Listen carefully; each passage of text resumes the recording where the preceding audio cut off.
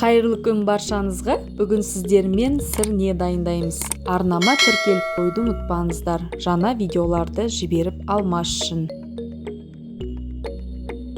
Алдымен қозының етін бірнеше бөліктерге видеодағыдай бөліп шығамыз. Оның үстінен 2-3 ас қасық тұз қосып, 1 ас қасық қара бұрыш қосып, 1 ас қасық кристаллики приправасын қосып, жақсылап араластырып аламыз.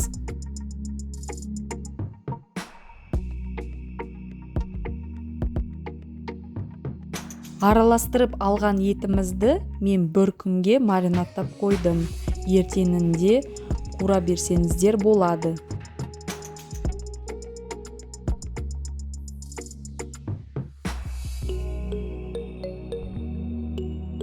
Сірнемізге 20-30 шақты картоп дайындап қоямыз. 2-3 сарымсақты турап дайындаймыз.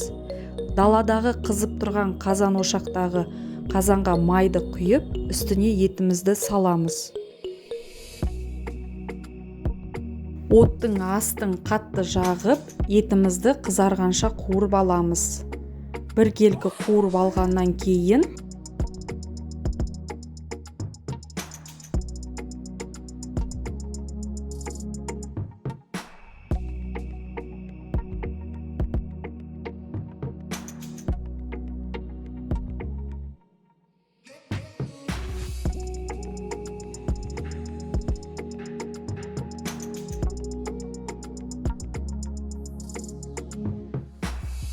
етімізді жақсылап қуырып аламыз. Қайталап қуырып, араластырып, үстіне сарымсағымызды салып, тағы да жақсылап қуырып аламыз.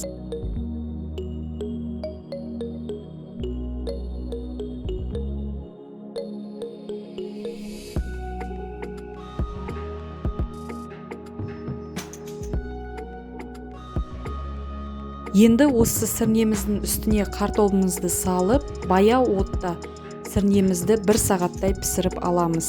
Астарыңыз дәмді болсын. Осымен сірнеміз дайын болды.